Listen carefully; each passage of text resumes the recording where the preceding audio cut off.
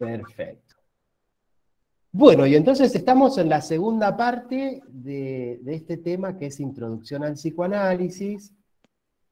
La idea es hoy, por ahí, no avanzar mucho en la parte teórica, pero sí pensar juntos algunos ejemplos, concretizar esos ejemplos, esos conceptos tan abstractos que charlamos la semana pasada. ¿Está? La semana pasada habíamos estado hablando del modelo psicoanalítico, el esquema propuesto por Freud para dar respuesta a la pregunta ¿qué es una mente? Y habíamos conceptualizado dos momentos dentro de la teoría psicoanalítica, que lo conocíamos como primera tópica. Voy a hacer entrar a un par de alumnos más. Están llegando tarde, chicos, hay que llegar a horario. Un primer momento dentro de la teoría que les decía que era la primera tópica, donde hablábamos de la conciencia, el preconsciente y el inconsciente, describimos esas tres instancias, y en líneas muy generales habíamos dicho que hablábamos de distintos niveles de conciencia, desde el inconsciente, que sería cero conciencia, a el consciente, que sería el otro extremo, pasando por la instancia del preconsciente, que sería algo intermedio. Y también habíamos posicionado estos conceptos temporalmente, más o menos no, entre 1913 y 1915. Muy bien. Y habíamos mencionado que había un segundo momento, conocido como la segunda tópica o la segunda teoría, que es a partir del año 1920, y que ahí se conceptualizaba cómo el modelo pasaba a dividir los espacios de la mente como yo, ello y superyo. Y habíamos descrito cada uno de esos tres. ¿Se acuerdan de eso hasta ahí? ¿Vamos bien hasta ahí? Muy bien. Ahora ustedes se preguntarán, bueno, pero si el inconsciente de la primera tópica, el ello en la segunda tópica, podríamos decir, es inaccesible a la conciencia, si ahí hay contenidos atemporales. ¿Se acuerdan que habíamos dicho que la característica era que era atemporal, que no reconocía contradicciones y que se regía por el principio de placer y la búsqueda de la satisfacción de la necesidad y en forma automática, ¿sí? No podía mediar el tiempo, no podía retardarse en la búsqueda del placer. Ustedes dirán, bueno, pero ¿y entonces cómo podemos saber de su existencia? ¿Cómo podemos dar cuenta de que realmente el inconsciente existe y que tiene un efecto sobre todos nosotros, que determina en gran medida nuestra conducta, nuestras elecciones, las cosas que hacemos en la vida, a quién elegimos como pareja, qué profesión, qué oficio, qué nos gusta y qué no? Todo eso está determinado por el inconsciente, como también está determinado por el inconsciente de qué nos enfermamos, de qué padecemos. Ustedes se preguntarán, pero entonces, ¿cómo sabemos? ¿Cómo podemos acceder al contenido del inconsciente? No podemos acceder en forma directa, ¿sí? No hay una manera de meternos a ver qué hay en el inconsciente y cuáles son sus contenidos. Lo podemos hacer en forma indirecta, siempre en forma indirecta, a través de sus manifestaciones, de lo que entendemos como manifestaciones de la existencia del inconsciente, ¿sí? Y ustedes ya saben, por el apunte y por los videitos que le subimos, que las manifestaciones del inconsciente son, también lo van a encontrar en algún contenido como formaciones del inconsciente. ¿Cuáles serían? Los sueños, los síntomas, los chistes y los actos fallidos. Eso es lo que el psicoanálisis entiende como manifestaciones del inconsciente, ¿sí? La manera que tenemos desde la conciencia de percibir que hay algo que llamamos inconsciente que está funcionando y que tiene un impacto sobre nuestra vida, sobre nuestra conducta. Entonces, vamos a definir cada una de esas cosas Y después vamos a pensar en los ejemplos que los van a contar ustedes de lo que vieron en el video, ¿sí? Un acto fallido. ¿Qué sería un acto fallido? Un acto fallido, o también conocido como un desliz, incluso algunos hasta lo llamamos desliz freudiano, sería aquellos actos que ponen en evidencia, que ponen de manifiesto una expresión diferente o incluso contraria a la intención consciente. O sea que me está diciendo hay dos niveles de procesamiento, un nivel consciente y un nivel inconsciente. Y a veces, conscientemente, queremos una cosa, queremos decir una cosa, queremos transmitir un mensaje, queremos decirle algo a alguien, por ejemplo, pero inconscientemente, o sea, esa otra parte de nuestra mente que nos gobierna, nos juega una mala pasada, representa otra cosa. ¿Mm? Puede presentarse en la acción o incluso en el discurso, ya sea verbal o con un gesto. ¿Quién se anima a partir de los videitos que le subimos a contar uno de esos ejemplos? Acá Aldovina Cano levantó la mano. Dale, levantá el micrófono y si te animás, bienvenida. Contanos de todos los videitos que le subimos, algunos subió Verónica, otros subí yo, ¿cuál podría ser un ejemplo de acto fallido? Y contáselos a tus compañeros. ¿Te animás, Aldovina?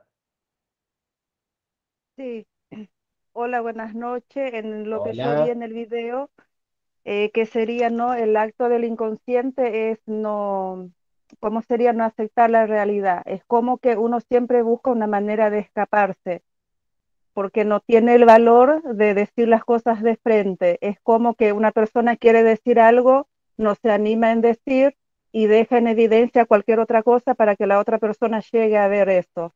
Exactamente, exactamente. Y de todos los ejemplos, ¿cuál te gustó más? ¿O cuál te hizo reír? Lo que me gustó más fue del primer capítulo que vi, porque pasó también otra parte de otro hombre, Sí, digamos, que dejó el teléfono prendido para que la mujer vea que él tenía otra mujer. Esa parte no. La otra claro. me gustó más el primero, que el muchacho daba todo, digamos, por su padre y él siempre se escapaba de las responsabilidades que realmente de los sueños que él tenía que hacer. Muy bien, O muy sea, bien. él se escapaba de la realidad de su vida, de lo que él tenía que vivir por aferrarse a un compromiso que él piensa que tiene ese compromiso, pero al Muy final de bien. cuentas él está dejando pasar su vida. Claro, claro. Y no sin darse cuenta, Sin dejó darse abierto cuenta el el tiempo, teléfono y la pareja sí, escuchó todo. Lo que no le sí. podía decir, resulta que inconscientemente viene y se lo Él lo dice. hizo prácticamente a propósito. Claro, sin querer queriendo, decía el chavo. Bueno, muy bien, gracias por tu Exactamente. participación, Aldovina, y qué bueno que te animaste a hablar. ¿Alguien se anima a comentar otro ejemplo?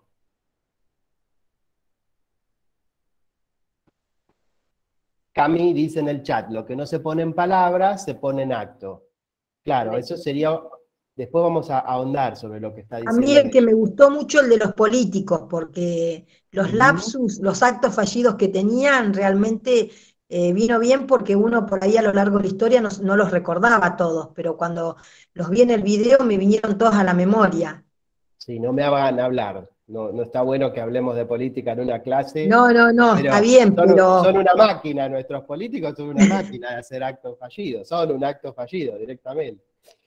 Bueno, muy bien, Marcela, sí, a ella le gustó la de los políticos. no, me gustaron los tres, pero el ¿eh? que fue más cómico y que realmente me hizo reír fue el de los políticos. El de los políticos. En el último, gracias Marcela, en el último que le subí, que les mandé al chat, hay uno de un chico que conoce a su suegro y el suegro tiene un re quincho en la cabeza y pensaba, no le tengo que decir eso, no le tengo que decir eso, y después se le escapa a decirle, qué lindo quincho, por el quincho donde estaban haciendo el asado. Bueno, ese fue como muy obvio, pero bueno, a mí me hizo reír bastante. Muy bien, entonces quedó claro que es un acto fallido, que es una manifestación del inconsciente y está ejemplificado. vamos a pensar el chiste, que es bastante parecido, aunque los psicoanalistas piensan el chiste un poquito diferente. El chiste sería como un medio de liberación, si ustedes me dejan que les diga así, como un medio de liberación de la tensión interna, que produce, ¿qué cosa? La represión. Esa represión de la que hablábamos la clase pasada, que sería el mecanismo por el cual se desaloja de la conciencia, se barre de la conciencia y se lleva a otra instancia, se lleva al inconsciente contenidos, ideas, manifestaciones, imágenes, también funciona a nivel social, también funciona en los vínculos entre humanos. Entonces el chiste sería, desde esta perspectiva, un medio de liberación de la tensión que produce la represión de la sociedad, lo que reprimimos para poder vivir en sociedad. Una vía de escape sería el chiste, una forma de transgredir la norma, de decir cosas socialmente aceptadas, que si las decimos de frente está censurado, es incorrecto. Entonces, el humor sería una manifestación un poco elevada de mecanismos de adaptación del individuo. Una manera de decir cosas socialmente inadecuadas de una manera aceptable. ¿Sí? Bueno, algunos de los videitos están ahí entre el acto fallido y el chiste. Por ejemplo, el ejemplo que les daba del chico que conoce a su suegro, bueno, podría ser un fallido y también podría ser un chiste. Sería el chiste, no el chiste al que estamos acostumbrados nosotros por ahí en este momento donde nada se deja por suponer en el chiste, sino que se dice la palabrota, se transgrede la norma sin ningún rodeo. Sería el chiste ordinario al que estamos acostumbrados. El chiste del humor más intelectualizado, ese humor donde uno se imagina una escena que en realidad te lo digo pero no lo digo, entonces me río de que los dos estamos pensando lo mismo. ¿Vamos hasta ahí? ¿Sí? Bueno, muy bien. Otra manifestación del inconsciente serían los lapsus.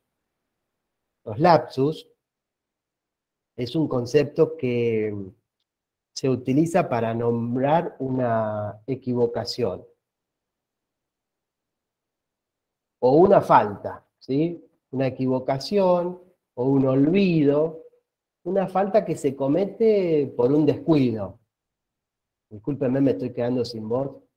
Por ejemplo, un lapsus sería, discúlpame, me confundí tu nombre, tuve un lapsus. Entonces, una persona le dice al novio o a la novia no se acuerda el nombre y se le viene a la mente el nombre del ex.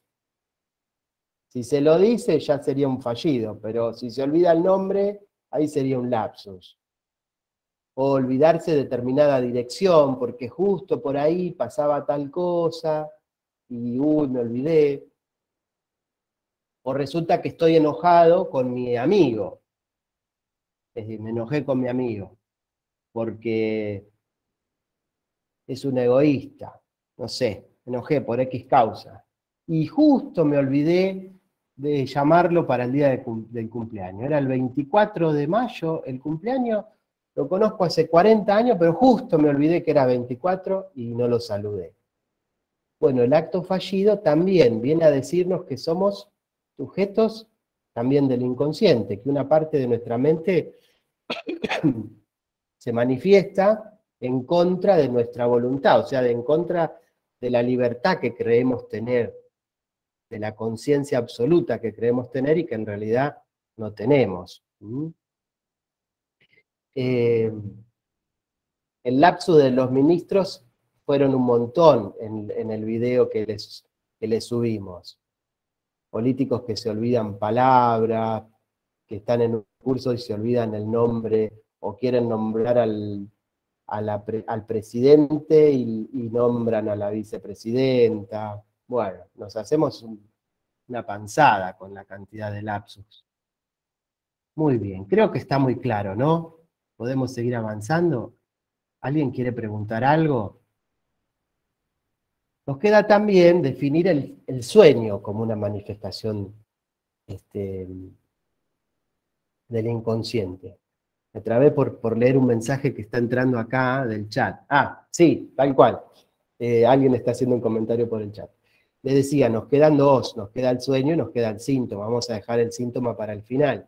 El sueño también sería una manifestación del inconsciente y sería una forma de representar la desfigurada, trastocada, condensada y desplazada de deseos, sentimientos que están en nuestro inconsciente.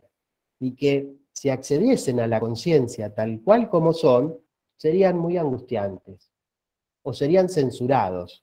Hay un filtro, yo no me quiero meter mucho en esto para no embarullarlos, pero habría como un filtro entre las instancias, como una barrera, lo llamamos así, barrera de la censura, que dice, esto puede pasar, esto no puede pasar. Este contenido es accesible a la conciencia, se puede hacer consciente, y este no. ¿Por qué? Bueno, porque va a producir displacer. Entonces, esa censura funciona así, como una especie de filtro que nos dice que puede pasar de una instancia a la otra y que no. El sueño, como cualquiera de las otras de las manifestaciones del inconsciente, es una forma de escaparse del contenido del inconsciente. Es una forma de saltar esas barreras. El sueño se manifiesta tal cual es el contenido inconsciente, no. Se manifiesta trastocado, desdibujado, transformado, disfrazado. Por eso nosotros nos despertamos y decimos, soñé con un disparate que no tenía que ver nada con nada. Bueno, porque actúa ahí la barrera de la censura, la condensación y el mecanismo del desplazamiento. Pero algo del contenido del inconsciente se coló, se escapó. Discúlpenme. Se escapó. Y en ese escaparse se manifestó a través del sueño. El sueño no tiene una interpretación universal. No es que yo agarro la revista no sé cuánto, soñé con esto, tiene que ver con aquello. No, el sueño tiene un significado oculto y es trabajo del analista descubrir ese significado, traducirlo, interpretarlo. Y es un trabajo que lleva mucho tiempo de destreza, de estudio, de práctica. Es como una especie de mensajero, de mensaje encriptado, el que nos trae el sueño. Bueno, muy bien. Estoy hecho bolsa de la garganta. Nos queda entonces mencionar el síntoma. ¿Qué sería un síntoma?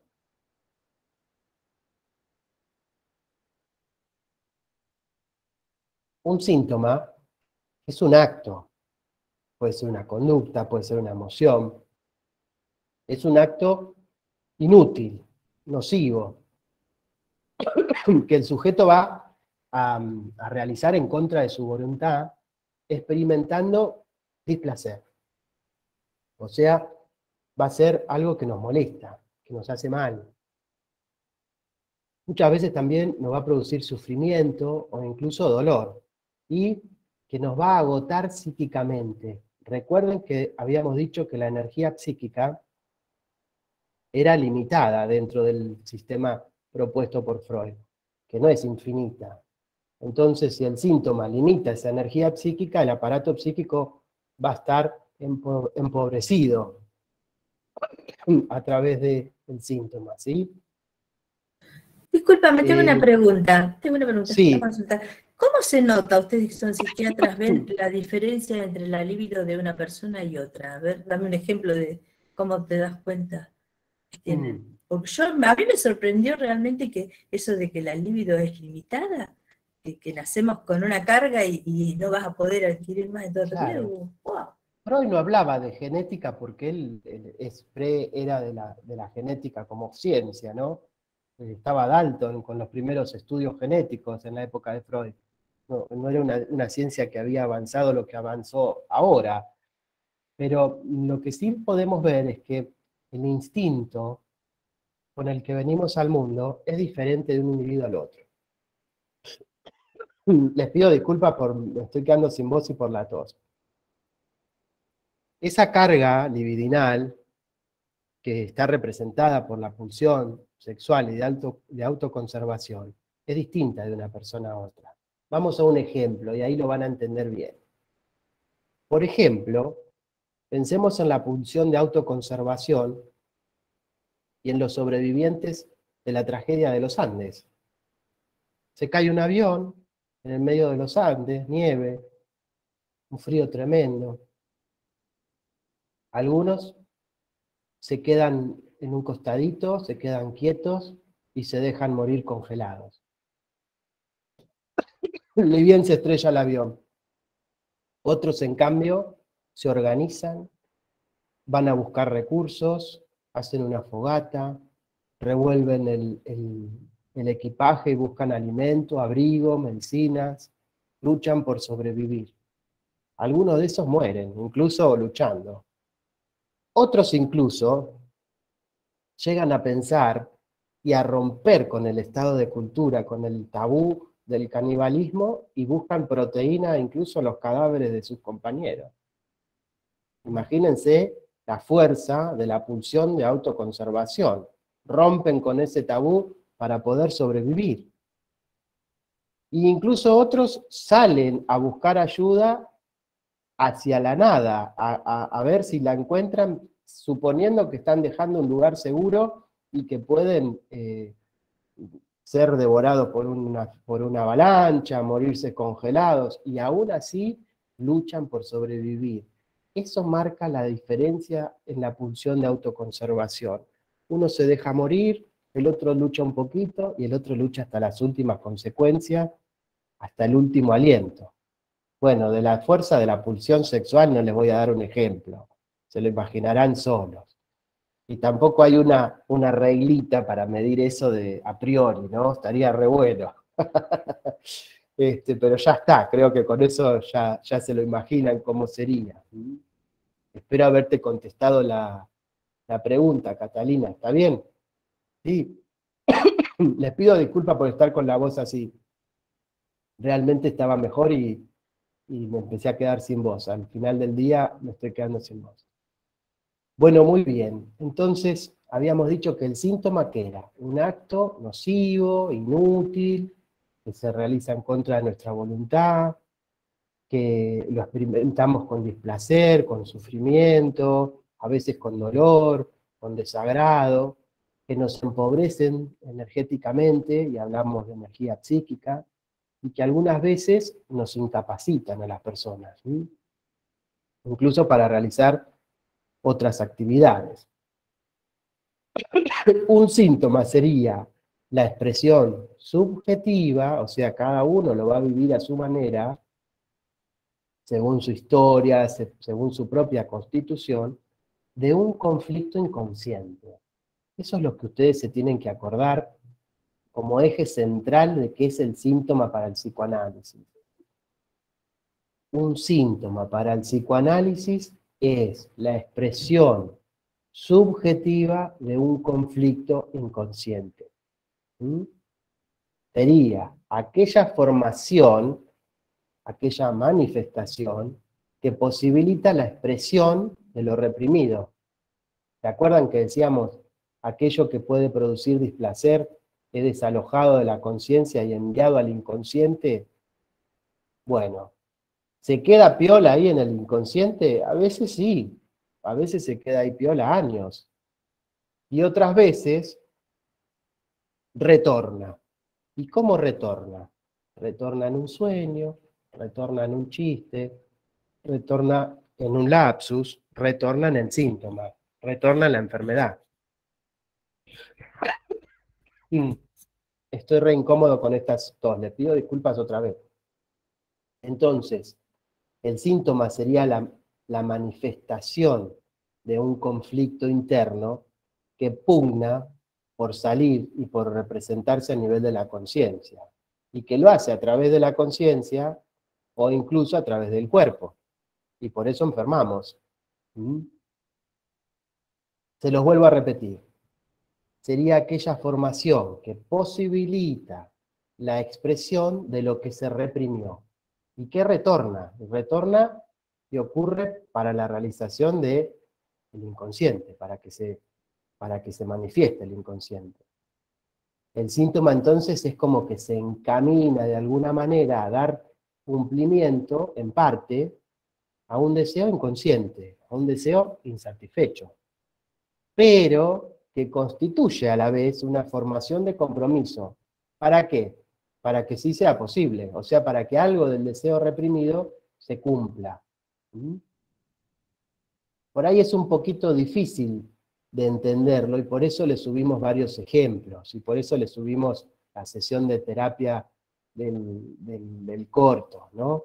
Donde muy claramente se esclarece un síntoma. Este muchacho que no podía, ¿lo vieron el último que le subí? El muchacho que no podía avanzar en su elección de pareja, porque sentía que traicionaba al padre que se había dedicado, Mabel dice que sí, se había dedicado a cuidarlo y a criarlo. Freud, en una de sus conferencias, explica esto del retorno de lo reprimido y de cómo la represión funciona un tiempo y en algún momento falla, y hay un retorno del deseo reprimido en forma de sustituto, de síntoma. Él lo explica con un ejemplo de un aula. Hoy las aulas son virtuales, ¿no? Pero pensemos en un aula de la de antes, en un aula de una escuela, de un edificio físico. Resulta que en el ejemplo que da Freud, hay un profesor dando la clase. Está dando la clase y resulta que un alumno empieza a molestar. Se ríe de la clase, molesta, tira papelitos, hace comentarios que no vienen al caso, interrumpe al profesor, molesta. Entonces, el profesor lo echa de la clase, lo manda al pasillo. Dice, usted está molestando, no quiere participar de la clase, nos hace perder el tiempo, por favor retírese. Se va al pasillo el alumno. Entonces resulta que el alumno en el pasillo no se queda piola. Dice, yo las voy a seguir jodiendo. Entonces empuja la puerta, quiere volver, golpea la puerta. Entonces el profesor dice, bueno, algún grupo de alumnos ayúdeme, párese en la puerta para cuidar que este alumno molesto no vuelva a entrar, no nos siga molestando, se quede bien afuera. Y dispone de un grupito de alumnos que cuidan la puerta para que éste no vuelva. Bueno, el alumno molesto se va, se disfraza, se pone un bigote falso, se pone un peinado distinto, se cambia la pilcha y vuelve. Y no lo reconocen que era el alumno molesto. Piensan que es otro alumno y entra. Y otra vez lo tenemos sentado en el aula y al poco tiempo empieza a molestar otra vez. Eso sería un poco lo que pasa. El aula representaría el campo de la conciencia. La puerta sería el límite de la conciencia y el pasillo a donde echamos el alumno sería el inconsciente. Pero para que algo esté en el inconsciente cuando fue desalojado de la conciencia, hay que mantenerlo activamente en el inconsciente. Hay un gasto de energía. Por eso se empobrece el aparato psíquico. Representado en el ejemplo que da Freud con los alumnos que cuidan la puerta. Esos alumnos que cuidan la puerta empobrecen la clase, porque no pueden participar activamente. Están cuidando que no vuelva el alumno molesto. Entonces, son alumnos que perdemos para la clase. ¿Sí? Y ese alumno molesto que lo echamos al pasillo vuelve disfrazado, vuelve transformado, no lo reconocemos, por eso vuelve a entrar. Lo mismo pasa a nivel de la conciencia, ¿sí? Sería el retorno de lo reprimido, desfigurado, transformado, que aparece a forma de manifestaciones del inconsciente, o la gran manifestación del inconsciente, cuando es patológico, cuando es nocivo, que sería el síntoma. ¿tá? Ustedes fíjense qué manera totalmente distinta que tienen los psicoanalistas, le diría la gran mayoría de los psicólogos, de entender qué es la enfermedad, qué es el síntoma. Síntoma no es igual que enfermedad, pero bueno, esa es una cuestión teórica que no tenemos tiempo de abordar en el curso, ¿no? Sería hilar un poco más fino. Realmente el psicoanálisis es dentro de la psicología uno de los discursos más importantes.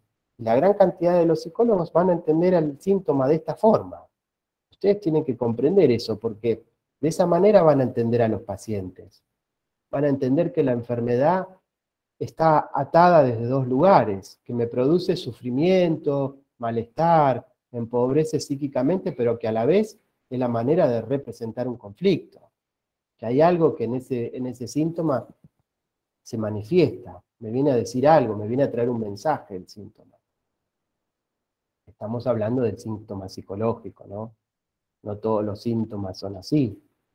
Estamos hablando de los síntomas en la esfera de lo psicológico, de lo anímico y de lo conductual. Bueno, muy bien. Entonces definimos las representaciones, las manifestaciones del inconsciente, hablamos del síntoma. El síntoma es algo muy complejo, nuestra idea no es que ustedes salgan de acá a andar interpretando síntomas, no se preocupen, pero sí que entiendan que hay maneras diferentes de pensar la enfermedad. Y que nosotros, como acompañantes terapéuticos, puede que tengamos que acompañar el proceso de elaboración de algún síntoma. Voy a ir un momento al chat porque veo que hay preguntas. Este es un tema que genera dudas, que no es tan fácil de masticar, que no es que uno lee 2 hojitas de psicoanálisis y ya entiende todo. Aprender algo de psicoanálisis es como aprender un idioma nuevo. Al principio uno no entiende nada. Después se escucha y algo entiende, y poderlo transmitir ya es otra cosa, muy complejo. Pero no se preocupen, nuestra idea es que ustedes entiendan más o menos qué entiende un psicoanalista por síntoma. Voy un momento al chat, a ver qué está pasando en el chat.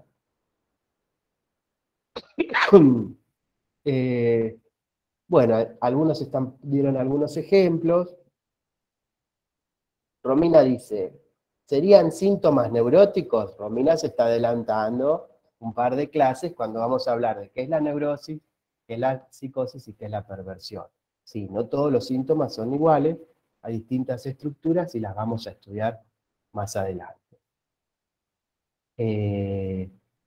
Sandra dice, ¿cómo se elimina el problema del inconsciente? Bueno, en realidad el problema no se elimina. El contenido del inconsciente no desaparece. En el inconsciente están todas las vivencias que tenemos las personas. El inconsciente es el gran disco rígido, la gran memoria de la computadora que llamamos mente. Ahí está todo, no se pierde nada. Lo que pasa es que se archiva, se guarda, según otras leyes, según un sistema especial, que tiene que ver no con el lenguaje, sino con otro formato de registro de la información, muy complejo de explicarlo. Entonces, borrarse, no se va a borrar nada de ahí. Todo lo que en algún momento vivenciamos, percibimos, entró, fue un input de información al psiquismo, está guardado en el inconsciente. Lo que pasa es que no está guardado como un fichero de vivencias o como una agenda donde hay una sucesión de días, semanas y meses. Está guardado según la intensidad afectiva que generó. Entonces borrar no se va a borrar. Lo que sí puede hacer, lo que sí puede pasar, y esa es la tarea del analista, es que una representación del inconsciente sea elaborada y en cuanto se elabore, deje de producir síntomas. Es como que se archiva bien, ¿sí? Y yo no me quisiera meter mucho en eso, pero a ustedes les gusta el tema, se nota y hacen preguntas brillantes, entonces se los voy a responder, sin ánimo de que se embarullen. Pero si la pregunta de Sandra fuese, ¿cómo se elimina el síntoma? Ahí yo sí les podría decir que el trabajo del analista es hacer consciente lo inconsciente y que se manifieste, que se exprese que se libere la emoción que no se pudo manifestar. O sea, hace falta un gran trabajo, es muy trabajoso lo que va a hacer el analista. Va a ayudar al paciente a que lo traumático se manifieste, se represente, salga a la luz, se haga consciente, y además que libere el afecto que quedó estrangulado, que no pudo ser representado, que no pudo ser elaborado en el momento que se generó ese síntoma, esa vivencia traumática, podríamos decir también, ¿no? Estoy haciendo un poco de herejía teórica, pero la idea es que lo entiendan, ¿sí? Entonces, más o menos por ahí iría Sandra. Esto de eliminar el problema, claro, después aclara Sandra. Dice, problema igual síntoma. Bueno, sí, lo podríamos pensar así. ¿Mm? Muy bien. Débora dice, actos del inconsciente de uno pueden ser problemas de antepasados, familiares nunca tratados. Bueno, hay una teoría que sí, que habla del síntoma transgeneracional. Pero como que sería mucho hablar de eso en esta pequeña y apretada introducción al psicoanálisis. El psicoanálisis es un cuerpo de conocimiento tan extenso y tan complejo que no alcanza una vida para estudiar todo, ¿sí? Es mucha información y es una técnica que no cualquiera puede implementar. Les diría que un analista está toda su vida formándose, y si bien hay mucho que estudiar y mucho que aprender y mucho que formarse para ser un buen psicoanalista, también hay algo del psicoanálisis que es un poco el arte, ¿no? Hay que tener cierto don para que te salga bien. Hay algo que no se aprende en la universidad, que se aprende a través del propio análisis personal, siendo paciente y practicándolo, supervisando con otros colegas también, ¿no? Bueno, muy bien. Laura dice, yo en este momento no entiendo nada. Está muy bien que te pase eso, está perfecto. Estamos aprendiendo un idioma nuevo, es chino y es otro idioma, es pensar, es pensar distinto. Nosotros pensamos el funcionamiento, la propia teoría de cómo funciona la mente desde la neurosis. Ahora viene uno a decirme que también existe el inconsciente y que ese inconsciente gobierna buena parte de nuestra vida, de nuestra conducta, de nuestras elecciones.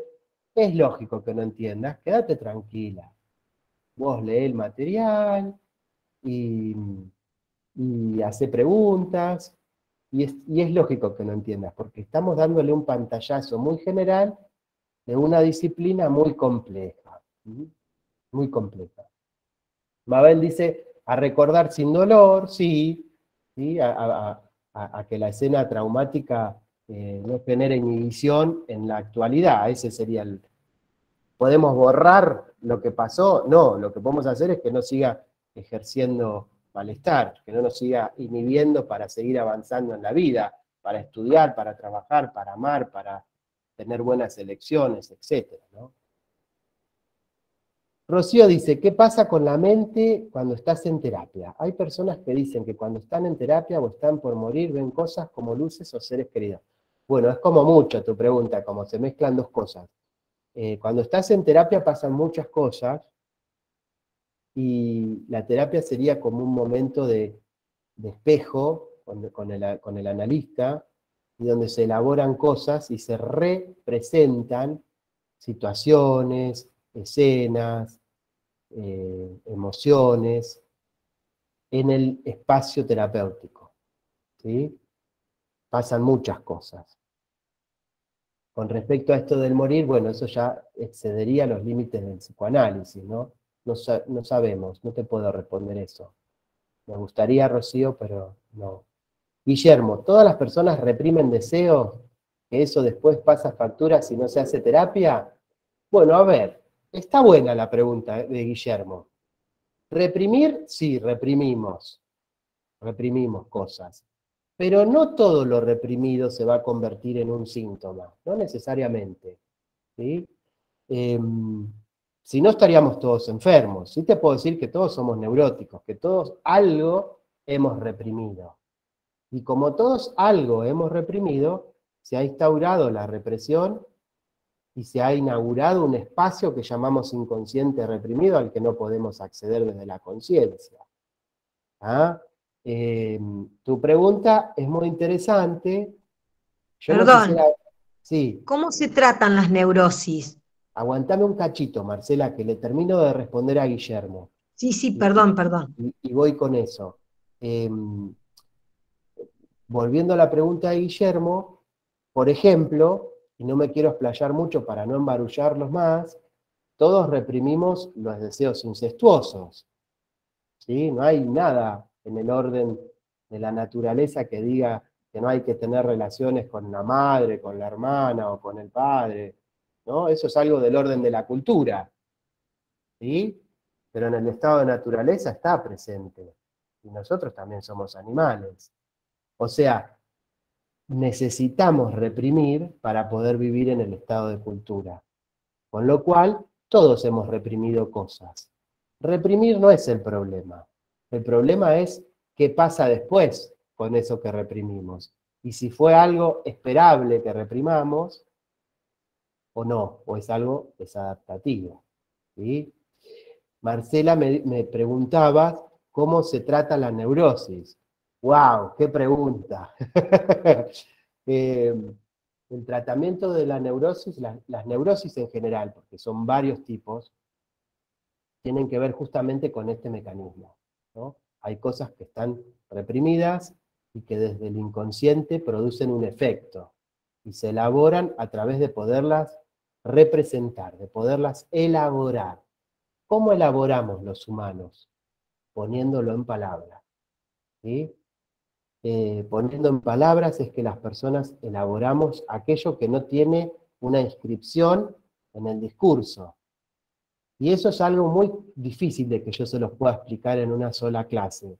Pero sí les puedo decir que no solamente elaboramos poniendo en palabra en el setting psicoanalítico, hablando y contándole al psicoanalista. También elaboramos de otras maneras. Por ejemplo, sublimando. Por ejemplo, escribiendo. Por ejemplo, creando cosas nuevas. Hoy, por ejemplo, una paciente me dio una gran noticia. Una chica que yo vengo atendiendo hace muchos años. Y se fue del país hace unos años que la atiendo virtual, antes de la pandemia. Ya me decían que era un hereje por atender. Antes de la pandemia atendía virtual y ya me decían que era un hereje, que eso estaba mal. Pero esta chica se había ido del país, no conseguía psicólogo, bueno, lo pudimos sostener. Esta chica había sido abusada en su adolescencia.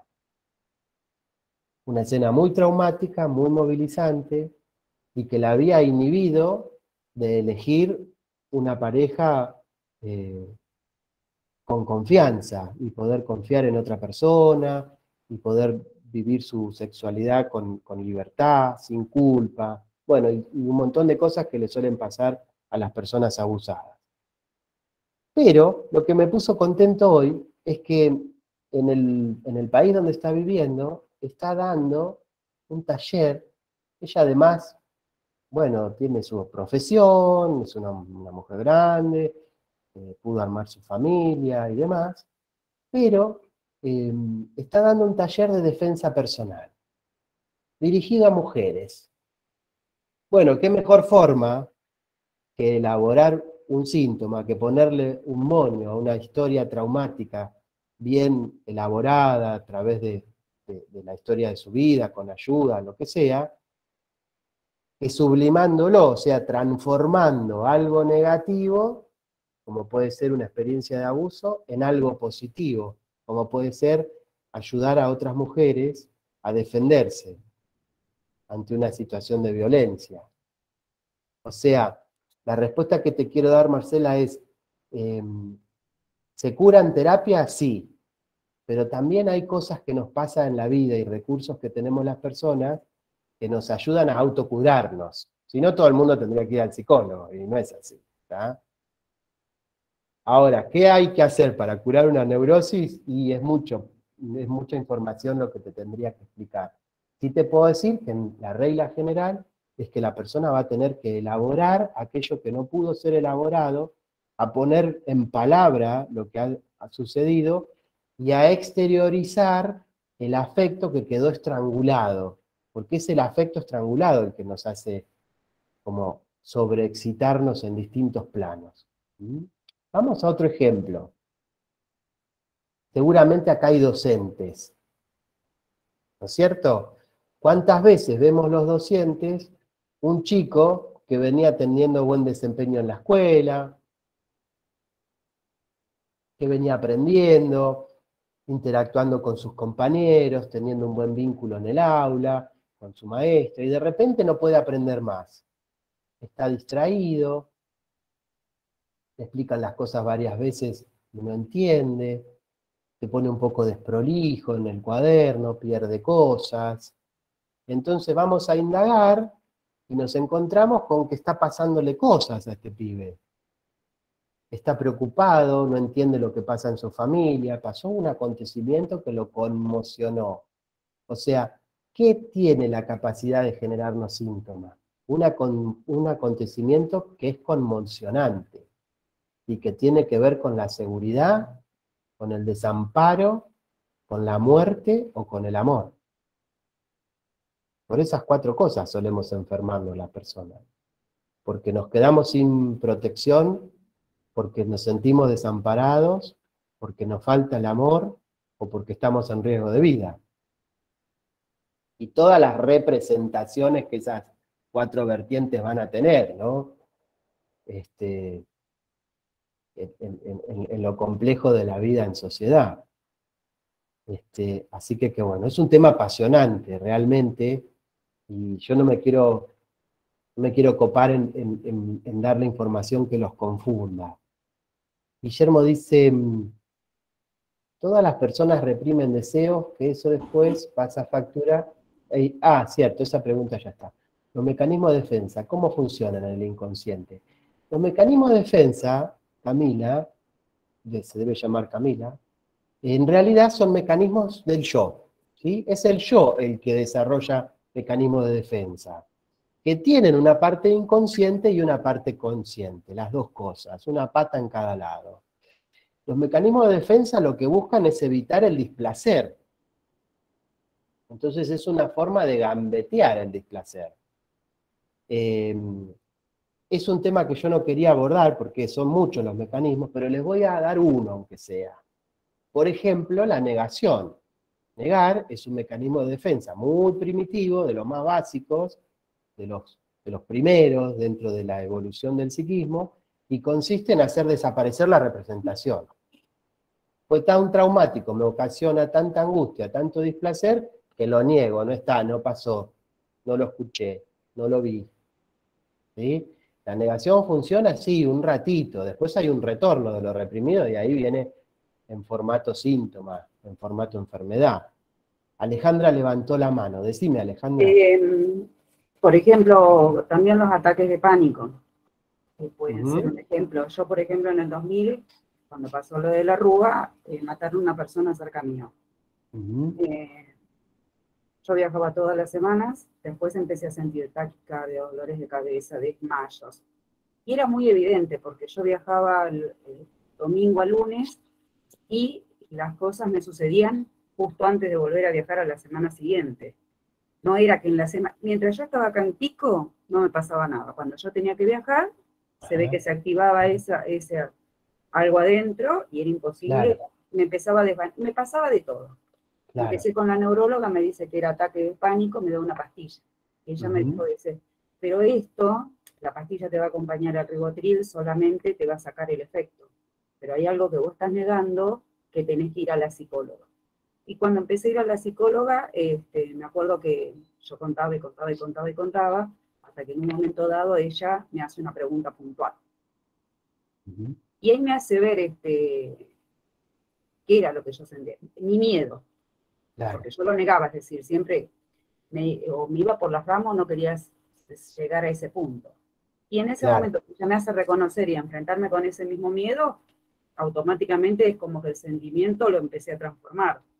Claro. La pastilla y bueno, pero Básicamente es terrible, porque para el que no sabe lo que es un ataque de pánico, son unos segundos que parece que te morís, aunque no te morís. Claro, es la vivencia de que uno se está muriendo. Sí, Alejandra, gracias por compartir tu experiencia. Es una gran exposición que vos te animes a contar.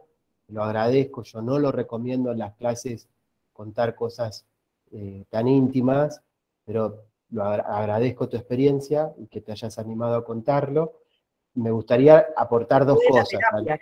Después de la terapia, claro. Me gustaría aportar dos cosas. En primer lugar, gran profesional tu neurólogo, tu médico, porque no obturó el síntoma y ya está, ¿no? La medicación no cura síntomas psicológicos, de ninguna manera. La medicación lo que hace es bajar la angustia, moderar la ansiedad, ayudar al sueño, pero el conflicto psíquico, el trauma psíquico, el síntoma psicológico, no se cura con medicación. La medicación ayuda a pasarla mejor, ¿sí? Yo estoy engripado. ¿Me ayuda el antigripal? Sí, pero no me cura la gripe. La gripe son 14 días, el cuerpo tiene que generar sus anticuerpos, lo tenés que procesar, elaborar. La medicación ayuda a no pasarla tan mal. Y a veces necesitamos los psicólogos que el paciente esté compensado, necesitamos de la medicación para que no esté muy arriba o muy abajo y pueda pensar y pueda elaborar, ¿tá? O sea, bien por tu médico, hizo lo correcto. Y lo otro importante es que vos me estás hablando de un ataque de pánico. Los ataques de pánico son una crisis aguda de una sintomatología de tipo fóbica. O sea, ¿qué significa crisis aguda? Un momento donde todo el síntoma apareció con todo junto y con gran intensidad. Y eso es el ataque de pánico. Lo vamos a ver cuando veamos neurosis y sobre todo cuando veamos fobia. En una persona que aprendió como mecanismo de defensa a evitar algo, a esquivarlo. Y en algún momento ya no puede evitar más. Y entonces aparece la crisis. ¿Tá? Lo vamos a ver cuando veamos neurosis y sobre todo cuando nos metamos un poquito en fobia. ¿Tá? Bien. Catalina dice, ¿pero somos conscientes cuando reprimimos? No. Si fuéramos conscientes no sería represión, ¿sí?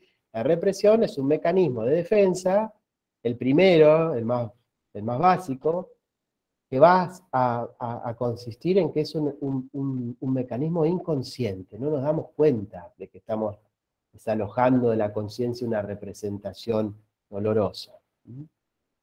Laura dice, ¿los psicólogos van al psicólogo a hacer terapia para descongestionarse? Sí. A mí me encantaría descongestionarme ahora. Los psicólogos hacemos terapia. Sí, y sobre todo si son psicólogos formados dentro de la teoría psicoanalítica, ¿sí? Serían como 3 patas mínimas para sostener esa mesa, ¿no? La formación teórica, indispensable, obviamente, el análisis personal, o sea, pasar por la experiencia de la terapia, y la supervisión, o sea, tener un espacio para repensar los casos con un colega.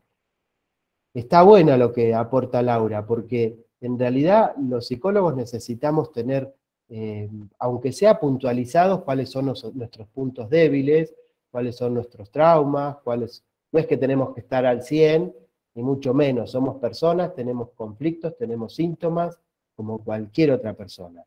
Lo que no le podemos permitir al psicólogo es que no los tenga trabajados, visualizados y puntualizados, o sea, estar advertido de cuáles son sus huecos, ¿está? Eso sí. Pero somos personas, y en definitiva, la terapia es el encuentro de 2 personas en un espacio artificial para pensarse, donde hay 2 roles. Uno tiene el rol de terapeuta y el otro el rol de paciente, pero en definitiva son 2 personas. Y que ese vínculo va a ser lo que va a curar al paciente, que sea un vínculo sano, honesto, cuidado y con los roles bien definidos. Y eso en la vida real muy pocas veces nos pasa, que un vínculo sea sano, honesto, cuidado, que la persona pueda decir, bueno, este es mi espacio para hablar en voz alta de cualquier cosa que sienta. No pasa en otro lugar de la vida.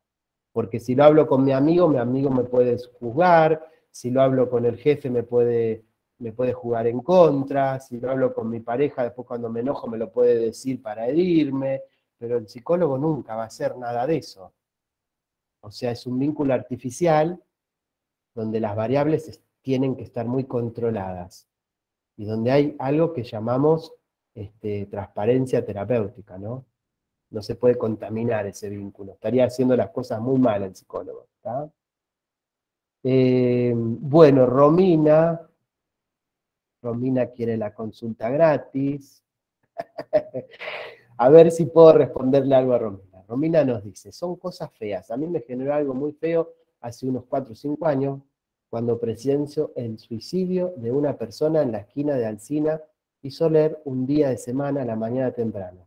A mí me daba después de ver eso como fobia de salir de la casa. Bueno, sí, me imagino cuál fue el caso, muy resonante en Bahía, yo conocía también a esa persona.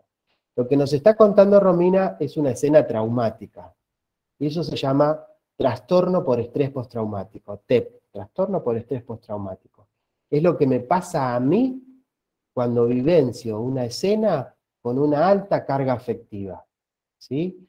Mi psiquismo es una máquina de procesar información, pero puede que la información que tenga que procesar sea muy intensa, sea muy movilizante. Entonces esa máquina se traba. Y eso sería el trauma. ¿Sí? Cuando empezamos el curso hablamos de crisis de la subjetividad, ¿se acuerdan? Es cuando mis recursos internos son insuficientes para procesar la realidad, porque la realidad a veces irrumpe de la manera más cruel y de la manera más tremenda, como le pasó a lo que nos está contando Romina. ¿Está? Entonces hace falta tiempo de elaboración. En ese tiempo de elaboración, lo más probable es que repitamos la escena de alguna manera, porque las personas elaboramos repitiendo. ¿Y cómo lo repetimos? Me acuerdo una y otra vez lo que pasó, cuando paso por la esquina me duele la panza, me angustio, se me cierra la garganta, a la noche pienso en la caída y no puedo dormir. Ese es el trastorno por estrés postraumático. La persona queda repitiendo la escena traumática, porque así elaboramos las personas. ¿Sí? Vamos a algo menos traumático, menos cruento de la experiencia que nos cuenta Romina. Resulta que me peleé con la pareja, ¿y qué hacemos? Agarro el teléfono, llamo al amigo, llamo a la amiga y le cuento, y le dejo así la cabeza, de qué es esto, de qué es lo otro, cómo me va a hacer esto a mí, si yo acá, si yo allá, ¿qué estoy haciendo? Y estoy repitiendo para elaborar, estoy poniendo en palabra, porque así elaboramos el conflicto los humanos, ¿sí? Pero lo elaboramos ¿cómo? A veces solo, a veces no necesitamos a alguien más, porque nuestra mente es un gran aparato de adaptarnos y de sanarnos. Y otras veces necesitamos a alguien más. Ese alguien más a veces es una persona que no está en el rol de analista, pero que está. Porque las personas tenemos redes de contención. Llámese amigos, llámese hobby, llámese deporte, llámese algo que yo hago que me da placer, que me da tranquilidad, que me calma. Son recursos. Otras veces los recursos que tenemos son insuficientes y ahí tengo que tener el recurso de pedir ayuda y de buscar nuevos recursos. A veces ese nuevo recurso es la medicación, es ir al médico, es ir al psicólogo, es ir al no sé dónde. O sea, es parte de nuestra valija de herramientas para superar lo que nos pasa. A todas las personas nos pasan cosas. A veces no tan traumáticas como algunas que hemos escuchado, pero a todos nos pasan cosas. Y también tenemos que pensar en los términos de cómo se plantea el psicoanálisis, y es, la escena puede ser muy traumática y ocasionar un síntoma, o los recursos de la persona pueden ser muy limitados y con muy poquito ya generó el síntoma. Hay personas que vienen al mundo con una gran fragilidad, y con muy poquito malestar ya generan un trauma. Ustedes eso lo tienen que tener muy en claro, porque cuando acompañen a alguien van a decir, pero por esto poquito se descompensó. Bueno, pero hay que ver con qué recursos dispone esa persona. No es lo mismo una persona con muchos recursos, con un psiquismo fuerte, con un yo organizado, un yo que puede tolerar la frustración, que no se desorganiza, que el yo de un psicótico, que es débil, que se desorganiza, que se fragmenta, que no puede tolerar la frustración. Entonces resulta que acompaña a un paciente fóbico y le suena el teléfono y es la secretaria del odontólogo que le dice que el odontólogo no lo va a poder atender. Bueno, listo, y nuestro paciente dice, che, tenemos una hora libre, ¿qué hacemos? Vamos a caminar un rato. Bárbaro, listo, se terminó. Misma escena, estoy acompañando a un paciente psicótico, organizamos una ida al dentista, se cae la ida al dentista y él se había hecho la idea que iba a ir al dentista, le estuvimos hablando del torno, de que no tenga miedo, y no se bancó que le cambiaran los planes en último momento, y se puso nervioso, y le hizo mal, y se enojó. Bueno, habla de la integridad y de la fortaleza del yo, ¿tá? O sea, uno es uno y su circunstancia, o sea, lo que le toca vivir, a lo que está expuesto, y también qué recursos internos tiene para enfrentar lo que le pasa. Menos mal que la clase es virtual, si no los estaría contagiando a todos. Estaría siendo un poco infeccioso, chicos. Uy, que estoy grabando la clase, le tengo que decir pavada. Bueno, sigo a ver si hay alguna otra pregunta. Bueno, ya están identificando quién era la que cayó. Horrible, tremendo. Mi mamá me dejó. Bueno, esto es muy, muy sensible, lo que está contando Laura. Yo lo que les recomiendo, chicos, no nos expongamos, somos muchos en la clase, y no puedo ayudarte, Laura, a través del chat. Es una escena muy traumática la que contás. Si querés después por privado, lo charlamos y te oriento para que busques ayuda por privado, ¿vale? Muy bien. Perfecto. Cuando hablamos de psicoanálisis siempre se genera esto, entusiasmo, no entender nada, pensar, todo ese trabajo hace el psicoanalista, sí, no es fácil ser psicoanalista, es una disciplina y también es un arte, hay que tener madera para hacer eso, pero bueno, acá estamos, alguien lo tiene que hacer. Romina dice, te vas a encontrar la vuelta cuando dejen el psicólogo adecuado. Bueno, está bueno lo que aporta Romina, ¿no? Encontrar psicólogo no es como ir, qué sé yo, al oculista.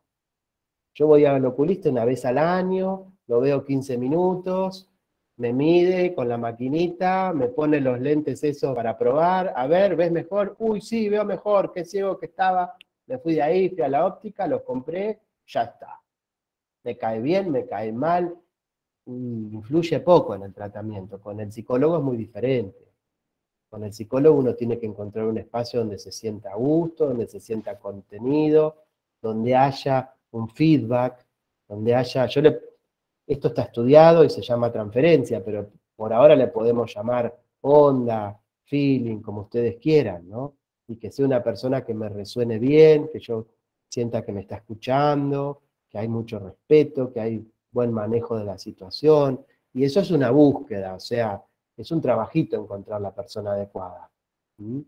Que tiene que además ser una persona formada, capacitada y que trabaje éticamente, porque, bueno, pasan cosas, ¿no? Guillermo dice, tal cual, así es una persona psicótica.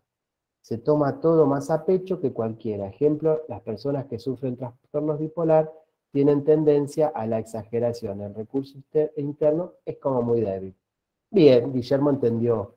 Está dando otro ejemplo. A veces hay que probar con un par hasta que un psicólogo con el cual tenga feeling. A mí me ayudó mucho un psicólogo que tuve. Bárbaro, Romina. Es así, con el psicólogo hay que ponerse en modo búsqueda y encontrar el profesional adecuado para cada uno. A uno le resuena bien uno, a otro otro. Es así. Porque así somos las personas, en realidad, ¿no es cierto? Vamos a una reunión con personas que no conocemos, una nos cae bien, charlamos, como parece que nos conocemos de toda la vida, y con el otro no sé por qué, no hubo onda. Es un espacio muy íntimo. Y estamos en un momento de la historia y de la cultura donde las personas no nos escuchamos. Entonces, la demanda de terapia viene mucho por ese lugar, por la necesidad de escucharnos, de mirarnos, ¿no? ¿Vieron qué poca gente nos pregunta? A los psicólogos no nos pregunta nadie. pero me refiero a las personas. Qué pocas personas nos preguntan cómo estás. ¿Qué te pasa? Estamos como desbordados por lo que nos pasa a cada uno y por automirarnos, ¿no?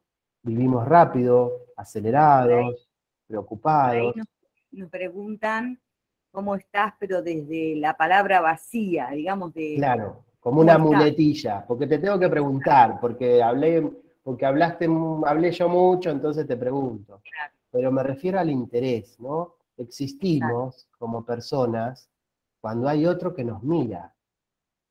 Es la mirada del otro, es el vínculo con otros humanos lo que nos convierte en personas. Esto es algo muy importante.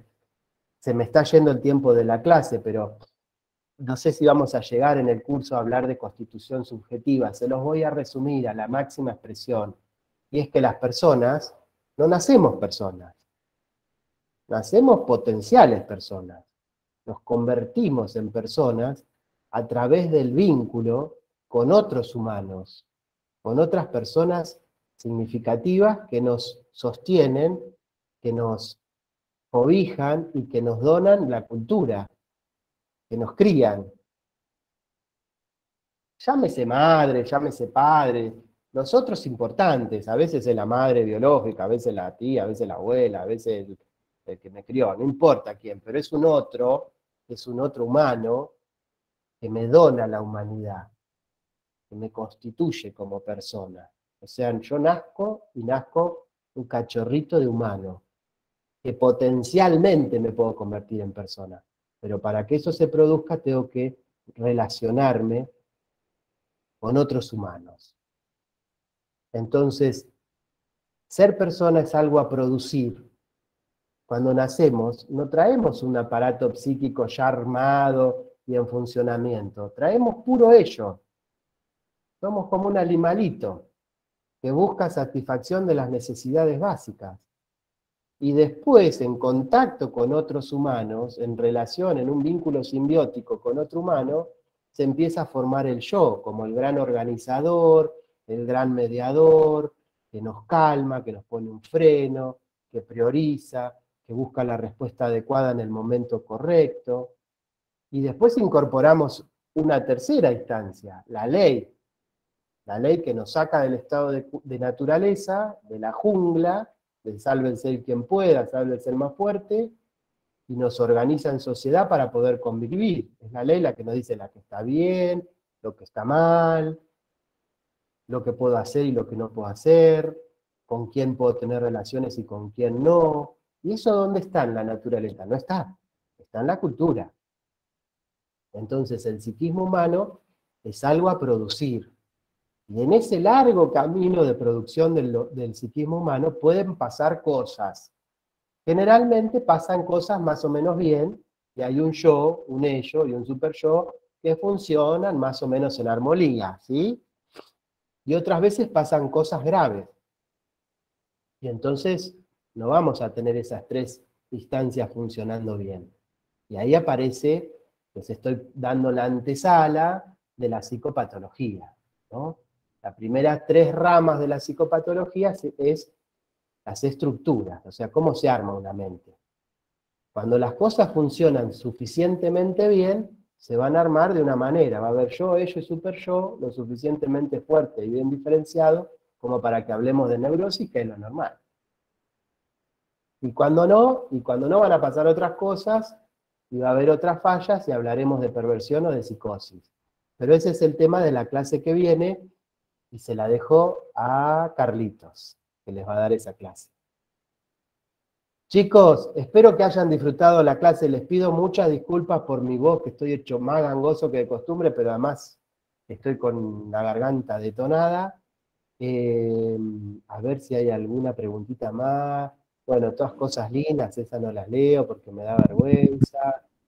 Guillermo dice, ¿es verdad que traemos una predisposición a ser de determinada manera nuestro ADN? Mirá, en el origen del psicoanálisis no podemos hablar de ADN porque todavía no se había descubierto la genética como ciencia que tenemos ahora. Pero Freud, que era muy intuitivo, por eso es considerado un genio, él hablaba de unos precipitados en la historia de la humanidad que tenían un efecto sobre las generaciones. Un precipitado de la historia de la humanidad. O sea, él intuía que había algo en la historia de las generaciones que una y otra vez se producía, que era algo externo al cuerpo, externo también a la mente, pero que se había repetido tanto en la historia de la humanidad que se llegaba a incluir en la mente, a inscribir en la mente. Y habla de vivencias primordiales. ¿Por qué yo instintivamente sé que el fuego es peligroso, que determinados sonidos me generan peligro?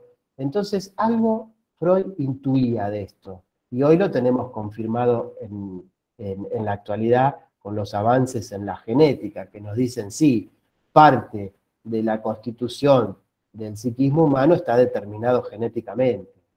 Es un Pancho igual que el abuelo, él es igual, se hace de amigos con facilidad, es reocurrente. ¿Y de dónde sacó eso? ¿El padre es un pavo total? ¿Del abuelo? Bueno, no podemos negarlo porque tenemos 1000 ejemplos, ¿no? Esto, yo creo que les decía la primer clase, el descubrimiento del inconsciente es la tercera herida narcisística de la humanidad, ¿no? Habíamos dicho que una de las heridas narcisísticas era descubrir que no somos el centro del universo, que no estamos hechos a imagen y semejanza de los dioses, como se creía en la Edad Media, que somos un planetita girando alrededor de un sol en un universo donde hay infinitos soles y que no tenemos libre albedrío, que estamos gobernados por el inconsciente. La mierda. Somos un mono que evolucionó un poquito más en un planetita perdido en el universo. Bueno, mucho de la genética determina cosas. Sí. Muy bien, a ver si ya quedó alguna pregunta. La de Guillermo ya está. Romina me habla del factor D, si me meto ahí, no nos vamos hasta las 3 de la mañana. Gracias. Romina dice, yo lo escuché nombrar y dice que determinadas personas tienen más tendencia a la maldad que otras. Bueno, sí, son características que están determinadas genéticamente. Por ejemplo, hay estudios sobre la perversión, donde hablan de la carga genética en la perversión. ¿Sí? Es un tema espinoso, ¿no? Porque una cosa es un rasgo de personalidad y otra cosa es una estructura como la perversión. Pero sí, hay investigaciones hechas. Gente, espero que les haya gustado la clase. Nos quedamos sin tiempo. Miren, 21 a 17. Empieza la parte del curso más linda, porque empieza la parte donde vamos a ver patologías, donde lo vamos a relacionar con la figura y el rol del acompañante. El grupo decantó, quedaron los que están con muchas ganas, que ya saben que quieren hacer esto. Cuenten con nosotros para que los ayudemos, y no se olviden de avanzar en el trabajo práctico, que si bien no es obligatorio, es muy recomendable que lo hagan. Yo les recomiendo a todos que lo traten de hacer, aunque sea en borrador, lo vamos a usar mucho en la clase de consulta y de puesta en común, y si lo hacen les queda el resumencito de lo que después van a necesitar para el parcial. ¿Listo? Ya no. Romina levantó la mano. Muy buena la clase. Gracias, Marcela. Buena clase, profe. Hermosa. Bueno, me alegro que les haya gustado. Espero la próxima clase que les dé estar con la voz menos detonada. Sí. Una preguntita. Sí. ¿Cuándo corrigen el trabajo? ¿Te lo mandan el trabajo práctico corregido ya por email o...? El trabajo práctico, ustedes tienen, creo que la fecha es el 31, nosotros lo vamos a corregir y vamos a hacer una devolución grupal. O sea, cuando hagamos la puesta en común, les vamos a decir, si hay alguien que hace algo muy, muy mal, se lo vamos a responder en el mail. Pero después vamos a hacer una respuesta general para que cada uno agregue lo que le faltó o rectifique lo que ve que no está del todo bien. Si hay algo que realmente está mal, se lo vamos a decir. Si está incompleto, lo completan y lo terminan de completar en la clase de puesta en común del trabajo práctico, que lo vamos a hacer entre todos. Gracias. No, por nada, tío. Buenas noches. Que descanse. Chao, buenas Nos noches. vemos. Creo que hay una pregunta, Alejandra. Una pregunta. Sí, Es decir, sí. tenemos dos mundos, el mundo real y el irreal. Donde estaría el real, la conciencia, y el irreal sería el inconsciente. Discúlpame, ¿me podés repetir la pregunta porque se cortó? Es decir, tenemos dos mundos. Uno que sería el real, donde vivimos en la conciencia, si vivimos conscientes, Sí. lo que nos sucede, y el irreal, donde estaría el inconsciente, que estaría dentro de las negaciones y todas las herramientas que no tenemos a veces para Sí, transformar. yo no lo describiría como dos mundos porque nosotros somos todo eso. Una misma persona. Claro, somos conscientes, somos inconscientes, somos preconscientes. Nosotros somos todo eso. Lo que pasa es que es muy difícil hacerse la idea de qué sería el inconsciente, porque nosotros percibimos la realidad y pensamos parados en la conciencia. Entonces es un proceso difícil de asimilar el concepto inconsciente. Es asimilar el concepto de lo que no está, de lo que no puedo acceder, del vacío. Es complejo, pero todas esas descripciones están en nosotros, somos una integridad, ¿sí? Y tanto la conciencia como el inconsciente en algún plano son real. Mis miedos, mis fantasías reprimidas que están en el inconsciente, ¿son reales? Para mí sí. Para mí sí. Si el miedo en sí mismo como entidad no existe, existe en una persona que lo va a vivir con mayor o menor intensidad. Por eso podemos explicar una fobia. Vos trajiste el ejemplo de la fobia hoy. Resulta que el miedo a la araña es real. Si la araña es una araña venenosa y que me puede picar y me muero, sí. Pero si es la arañita que está atrás del cuadro este, que es una cosa insignificante, ¿es irreal? No. Sin embargo, a mí me puede disparar el mismo miedo, y el mismo pánico y la misma paralización. Esa arañita Es decir, chiquita. la percepción de cada uno. Exacto. Es la percepción de cada uno y la interpretación que cada uno le da. En la fobia, la persona proyectó sobre un objeto un miedo, un terror totalmente desproporcional al objeto. Por eso es una fobia. Si no, sería un miedo. Y el miedo está bien. El miedo está, como todas las emociones, para ayudarnos a adaptarnos al medio. Si yo no tuviese miedo, me expondría a situaciones peligrosas. Yo estoy acá lo más pancho charlando. Aparece un ladrón por la puerta, que me quedé solo en el consultorio, con un arma, y me va a dar miedo. ¿Y está mal? No, está bien. Es para adaptarme, para luchar o huir. O sea, las emociones son adaptativas. El tema es la intensidad y la capacidad de procesar las emociones. Si una emoción me desborda, me pasó la ola por encima y se trabó la máquina. Chicos, seguimos la próxima. No, por favor, me quedaría charlando un montón de rato más porque se habrán dado cuenta que es un tema que nos gusta. Pero nos vemos la próxima con otro tema. Cuídense mucho, hasta el martes. Chau, Gracias. chau. Martes. Chau, chicas, chau, chau. Perdón por la hora y perdón por la voz. Chau. Chao.